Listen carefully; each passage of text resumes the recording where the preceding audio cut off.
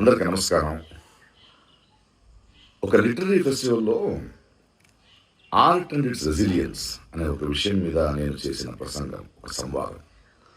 దాని నుంచి కొన్ని మాటల్ని మాత్రం తీసుకొని దాన్ని వక్రీకరించి నేనేదో అవతార పురుషుడు శ్రీరాముడిని ఎటకారం చేశానని, హిందూ ధర్మాన్ని హర్ట్ చేసే ఫీలింగ్స్ ఇచ్చానని కొందరు ఊగుతున్నారు. అన్ని ధర్మాన్ని అందరినీ ప్రేమించే నాకు ఆ అవసరం అయితే లేదు. కానీ ధర్మాన్ని మతోన్మాదంతో అడ్డుపెట్టుకొని అసహ్యమైన రాజకీయం చేస్తున్న వాళ్ళని నేను అడిగే ప్రశ్నలకి సమాధానం ఇవ్వలేక కొందరు నన్ను యాంటీ హిందూ ధర్మ విరోధి అని బింబించడానికి ప్రయత్నిస్తున్నారు. పాపం వాళ్ళ ఏడుపు, వాళ్ళ కష్టం నాకు అర్థమవుద్ది. సో వాళ్ళకి సమాధానం చెప్పాలి. ఇప్పుడు ఏమైందంటే, నేను ఇప్పుడే తమిళనాడు ఎలక్షన్స్ అయిపోయి కొంచెం తోట పనిలో ఉన్నాను.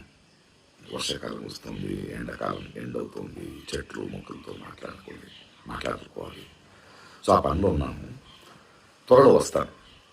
అప్పటిదాకా మీరు మీ పనులు చూసుకుంటారా, లేదా ఇలాగే వాగుతుంటారా, ఊగుతుంటారా, మీ డిసిషన్. ఓకే.